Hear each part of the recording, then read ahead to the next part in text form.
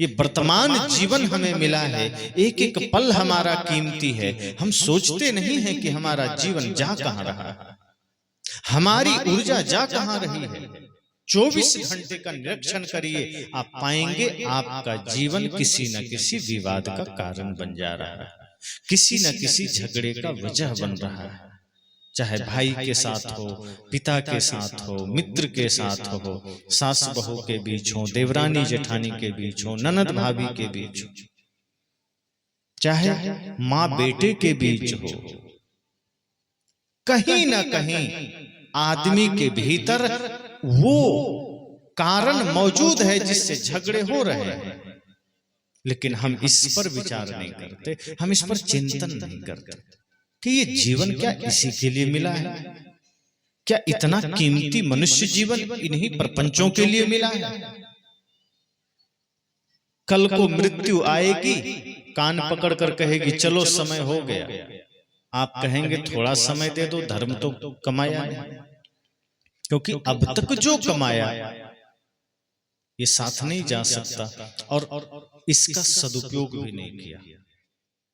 जो धन भी धर्म का कारण बन सकता था, उस धन को भी जुआ में लगाया, या फिर कहीं उल्टे सीधे मुकदमे में लगा दिया, केस में लगा दिया, विवादों में लगा दिया, जुआ में या शराब में लगा दिया, मांस मछली में, मदिरा में लगा दिया। उस धन को भी हमने धर्म का कारण न बनने दिया। अंत में लगेगा कि तो सब कुछ उल्टा पड़ गया। जब तक मृत्यु नहीं आई थी तब तक ये शरीर लगता था शाश्वत है, सबल है, सब कुछ यही है। ये घर, ये मकान, ये परिवार, ये जमीन, ये जायदाद सब हमारे हैं। लेकिन जैसे ही मृत्यु सामने खड़ी होती है और झटके देती है कि चल समय हो गया, तब आभास होता है कि कुछ भी तो मेरा नहीं, और जो मेरा हो सकता था वो किया नहीं। इस धरती पर अपना क्या है? जो भी आप पुण्य परमार्थ करते हैं, जो भी आप धर्म का काम करते हैं, जो भी आप मानवता की सेवा का काम करते हैं, ऐसे काम जिसमें परहित समाया हो, उसे कहा भी गया है परहित सरिस धर्म नहीं भाई।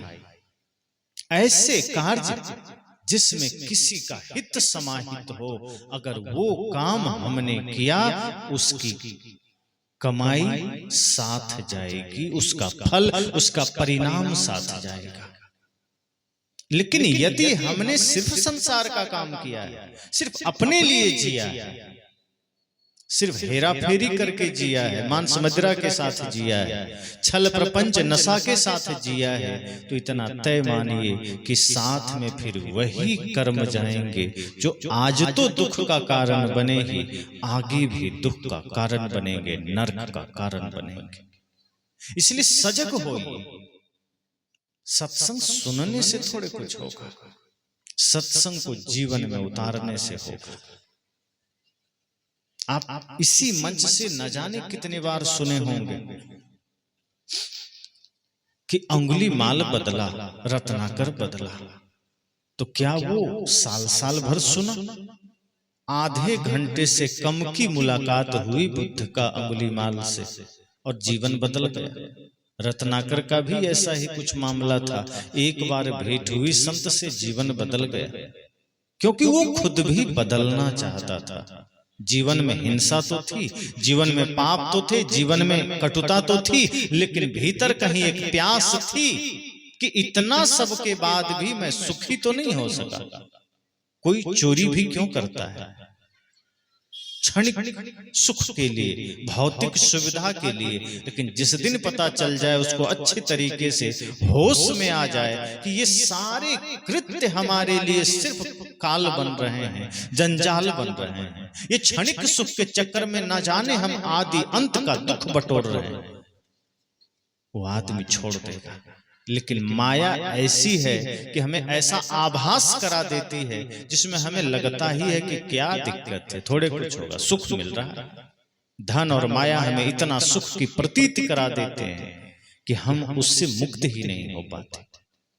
हिंसा प्रिय लगने लगता है। कटुता प्रिय लगने लगती है, घृणा नफरत प्रिय लगने लगते हैं। और ये इतना ही कारण है कि जैसे किसी मछुआरा को मछली की टोकरी भी सुगंधित मालूम पड़ती, उसको अगर बगीचे में ले जाया जाए तो उससे सिर में दर्द हो जाता है। फूल के बगीचे में जहां सच में सुगंधी है, जहां खुशबू है, वहां उसे सिर में दर्द हो जाता है, लेकिन मछली की दुर्गंध भी उसे खुशबू मालूम पड़ती है। ऐसे ही हमें नफरत, घृणा, हिंसा, व्यभिचार, पाप का जीवन प्रिय लगता है, लेकिन जहां सत्य हो, भक्ति हो, सेवा हो, प्रेम हो, अहिंसा हो, वो हमें कटु लगता है। कारण इतना है कि भीतर कटुता है, इसलिए बाहर से हम प्रेम भीतर स्वीकार नहीं कर पाते, बाहर से सत्संग हम भीतर स्वीकार नहीं कर पाते।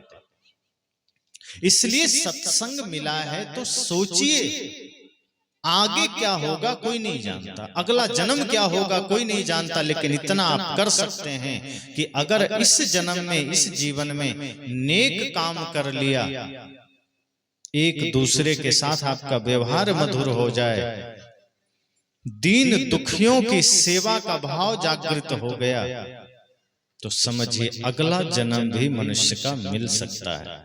वरना गए तो बहुरे नहीं, कुशल कहे को आओ। जो गया फिर उसका दोबारा कहा नहीं जा सकता कि मनुष्य जीवन में आना होगा।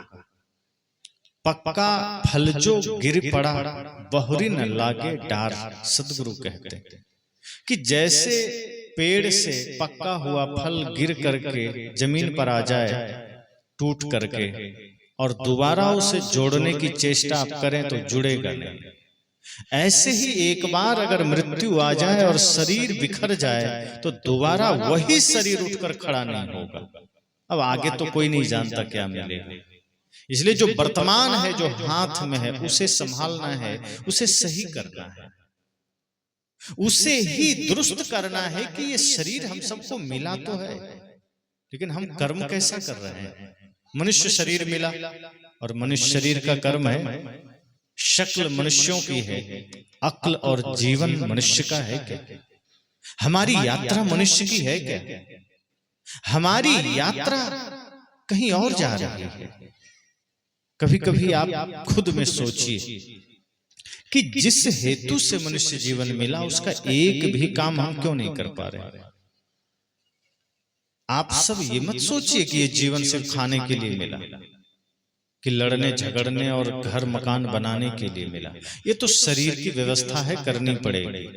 शरीर है, भोजन देना पड़ेगा, लेकिन शरीर ही क्यों मिला है यह महत्वपूर्ण है।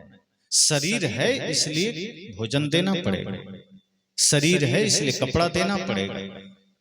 अब जैसे आपने गाड़ी खरीदी और दरवाजे पर आपकी गाड़ी खड़ी है, तो गाड़ी जब खरीद ली है आपने तो डीजल तो डालना पड़ेगा। अगर कहीं आप जा रहे हैं तो बिना डीजल डाले तो काम नहीं बनेगा। गाड़ी आपने खरीद ली है, सफाई तो करनी पड़ेगी, जांच तो करना पड़ेगा, सर्विसिंग तो करानी पड़ेगी।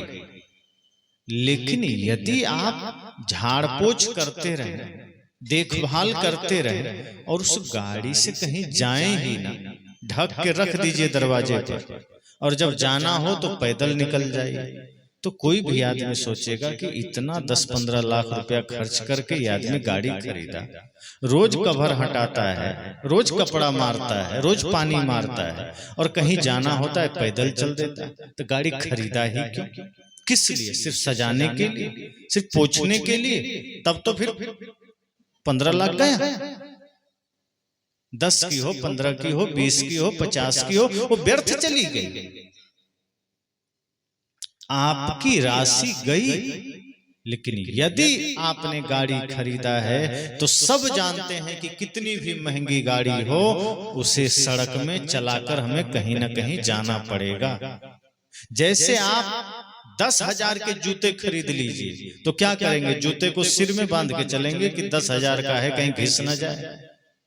कि कहीं दिक्कत ना हो जाए, कि कचड़ा ना लग जाए, धूल ना लग जाए। अरे भाई वो 10,000 का हो चाहे 10 लाख का हो, है ही वो पैर की सुरक्षा के लिए। वो जमीन में ही चलना है उसे, वो पैर के लिए ही है।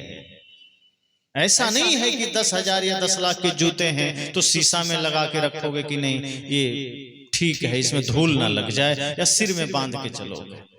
लेकिन पगड़ी 100 रुपए की भी हो तो पैर में बांध के चलेंगे क्या? कोई ऐसा करेगा कि टोपी को दोनों पैर में बांध लेगा चलेगा? कहेगा पागल हो गया। पगड़ी हो, टोपी हो, इसका स्थान सिर पर है। आप सिर पर ही धारण करते हैं, भले ही वो 50 रुपए का हो, लेकिन 10,000 के जूते का भी जो स्थान है, जो काम है, हम वही करते हैं। यह नहीं सोचते कि अगर पहन कर चलेंगे तो धूल लग जाएगी। आप यह सोचते हैं कि जूते में धूल लगे तो लगे, जूते में कांटा गड़ जाए तो कोई बात नहीं, पैर सुरक्षित रहना चाहिए। जूते तो फिर दूसरे ले लेंगे, लेकिन पैर असुरक्षित हो गए तब पैर दूसरा मिलेगा बाजार में? नहीं मिलेगा। मनुष्य शरीर मिला है किस लिए? आत्मा को भवसागर पार कराने के लिए। आपको संसार रूपी सागर से पार होने के लिए इस शरीर का नाव मिला है, शरीर का साधन मिला है, और हमने आत्मा को भी शरीर की ही सुरक्षा में लगा दिया, इसी के देखभाल में लगा दिया, इसी के लिए सारे यत्न में लगा दिया कि नहीं, शरीर के लिए ही पूरा संसार, जमीन जायदाद, धन दौलत, कपड़े लत्ते, मोबाइल, सब व्यवस्था होनी चाहिए। लेकिन शरीर किसके लिए है ये भूल गए। गाड़ी यात्रा करने के लिए है, हम भूल गए कि गाड़ी कितनी भी महंगी हो कहीं जाने के लिए है, वो संभाल के रखने के लिए नहीं है। और चूंकि हम गाड़ी से कहीं यात्रा करते हैं इसलिए डीजल डालना पड़ता है, चूंकि गाड़ी से हम कहीं जाते हैं इसलिए सफाई रखनी पड़ती है। ये शरीर भी आपका गाड़ी है, इससे आपको संसार से पार जाना है, इसलिए इसमें भोजन देना है, वस्त्र देना है, आवास देना है, ताकि ये सुरक्षित रहे और इसमें रहते रहते हम संसार से पार हो जाए। लेकिन क्या कभी सोचे आप कि इसके लिए शरीर मिला है, यही काम असली है, और इसके लिए घर ही छोड़ना जरूरी थोड़े। बहुत से लोग हैं जो घर में रह करके, परिवार में रह करके, समाज में रह करके अपने मन को साधा है, मन को निर्मल बनाया है। और जब आप मन को निर्मल बनाते हैं गुरु संतों के संग से, तो जीवन में समृद्धि आती है। एक समृद्धि बाहर की, जिसमें आपके पास लगेगा कि सोना है, चांदी है, हीरा है, कुछ रुपए हैं बैंक में या आपके तिजोरी में, बढ़िया घर है, लेकिन वो समृद्धि होने के बाद भी जीवन में सुख है या नहीं, इसमें संदेह रहेगा कि सुख नहीं है। बड़े बड़े समृद्धशाली आदमी से कभी मिलिए जिनके पास करोड़ों की दौलत है, और पूछिए कितने घंटे नींद लेते हैं, वो कहेगा नींद कहाँ आती है, दिन रात हिसाब किताब में चला जाता है, डर रहता है बिजनेस में घाटे न लग जाए। थोड़ी सी भी नींद लेनी हो तो नींद की गोली डॉक्टर ने दिया है, खा के तब नींद लेते हैं। बाहर से तो बहुत धन है, अंदर धन है क्या? असली धन उसके पास है जो व्यक्ति बिना नींद की गोली खाए बढ़िया से सो जाए, और सुबह जब उठे तो सिर पर कोई स्ट्रेस ना हो, तनाव ना हो, कोई थकान ना हो, चेहरे पर कोई सिकन ना हो, निश्चिंतता हो, निर्मलता हो, शांति हो। कितने लोग हैं जो सुबह सोकर उठते हैं तो निश्चिंतता रहती, कोई चिंता नहीं रहती। आप अपने अपने को देखिएगा आंख बंद करके कि अगर आप रात सोते हैं और कोई सपना आपको नहीं आता तो समझ जाइए कि कुछ हद तक आपका जीवन अभी ठीक है, आप सपने नहीं देख रहे हैं रात में, अर्थात नींद गहरी आ रही है। बिस्तर में जाते ही नींद आ गई, और सुबह जब उठिए तो एक भी चिंता की लकीरें ना हो, निश्चिंतता हो, आनंद हो, मुस्कुराहट हो। ये असली धन है। अगर जीवन में स्थिरता है, शांति है, ये असली धन है। तो जब हम गुरु संतों का संग करते हैं, उनके सानिध्य में जाते हैं तो गुरु हमें ये धन देते हैं, जो धन कोई छीनेगा नहीं, जो धन आपको सदा समृद्ध बनाएगा, और वो धन सबको मिल सकता है। संसार का धन सबको मिलेगा नहीं मिलेगा इसकी कोई गारंटी नहीं है। बहुत लोग गरीब रह जाते हैं, गरीब पैदा होते हैं, गरीब जीते हैं, गरीब ही मर जाते हैं, लेकिन वो जी लेते हैं। अब इसमें ज्यादा चिंता की बात नहीं है। मैं शुभकामना करूंगा कोई गरीब ना रहे, जीने खाने की वस्तु आपके पास हो। अमीरी का मतलब है जितना आपके पास है उसमें आप संतुष्ट हो जाइए, और गरीबी का मतलब है कि करोड़ों है फिर भी और पाने की चाह है, तो आपकी नजर में तो वो अमीर है, लेकिन संत कहते हैं वो गरीब है। अब बहुत करोड़पति आदमी है, अब मंदिर में जाके भगवान से कह रहा है प्रभु एक फैक्ट्री और लग जाए, तो क्या है वो अमीर है। मांगने वाला कभी अमीर नहीं होता, खास करके अपने लिए। अगर कोई अपने लिए मांग रहा है कि प्रभु मुझे दे दो, जब पेट भरा हुआ है, पेट में जगह नहीं है, पचाने के लिए सुबह टहल रहा है, काम नहीं कर रहा है, दौड़ रहा है, तो जब पचाने के लिए, पाचन शक्ति ठीक करने के लिए आदमी टहल रहा है, चूंकि उनके पास धन है, धन की कोई कमी नहीं है, और कोई गलत बात नहीं किसी के पास धन है, मेहनत किया धन आया, लेकिन फिर भी अगर भगवान के मंदिर में जाके हाथ जोड़ करके कहता है प्रभु और दे देना, इसका मतलब जानते हैं क्या है? पेट तो भरा हुआ है, अब जगह नहीं है, हे प्रभु और दे देना ताकि पेटी भी भर जाए, ताकि बक्सा भी भर ले। पेट तो भर गया, अब क्या चाहिए? पेट में तो जगह नहीं। तो अगर कोई मांग रहा है तो वो अमीरी नहीं है। असली अमीरी ही यह है कि मांग खत्म हो जाए, चाहत खत्म हो जाए, कामना खत्म हो जाए। तो जब हम गुरुजनों का संग करते हैं तो गुरु हमें वो सूत्र देते हैं कि जो है उसमें भी आप संतुष्ट हो सकते हैं। माता शबरी की तरह कुछ भी नहीं है, भौतिक बाहर की चीजों का अभाव है, लेकिन मन में एक शांति है, भक्ति है, और जिनके जीवन में निश्चल भक्ति का धन हो, राम भी द्वार पर पहुंच जाते हैं और निश्चिंतता है, सुख है। रावण का तो पूरा लंका ही सोने का है, धन है, समृद्धि है, वैभव है, लेकिन रावण दुखी है। धन इतना ज्यादा है, कुबेर को ही बंदी बना लिया था, जिसको कहते हैं ना कुबेर का खजाना, उस सब रावण के पास, लेकिन फिर भी दुख है। तो धन से सुख दुख नहीं मिलता, धन से सुविधाएं मिलती। अगर आपके पास बहुत पैसे हैं आप बढ़िया घर बना लेंगे, बहुत पैसे हैं आप अच्छी कार खरीद लेंगे, बहुत पैसे हैं थोड़ा सा भोजन आपका स्टैंडर्ड हो जाएगा, बहुत पैसे हैं 100 रुपए के बजाय आप 1000 रुपए का चप्पल खरीद लेंगे, बहुत पैसे हैं तो अब क्या करेंगे? अभी 500 रुपए की साड़ी ले रहे थे, बहुत पैसे आ गए 5000 का लेंगे, 50000 का लेंगे। काम तो दोनों का सेम है, काम में कोई फर्क नहीं है।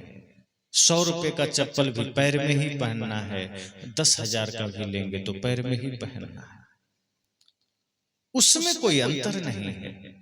लेकिन अगर किसी ने बढ़िया मेहनत किया, श्रम किया, तप किया, दिन रात एक करके पसीना बहाया और धन प्राप्त कर लिया तो कोई बात नहीं, धन आपके पास है, सुविधा लीजिए, साधन जुटाइए, अच्छा खाइए, अच्छे कपड़े पहने, लेकिन ध्यान रखिए कि सब कुछ इतना करने के बाद, सारे साधन जुटाने के बाद एक दिन जब छोड़ देंगे सब कुछ, तब साथ क्या जाएगा।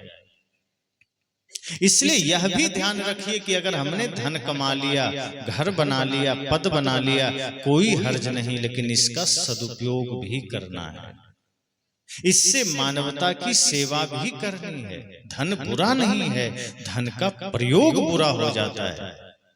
कोई भी चीज धरती पर बुरी नहीं है।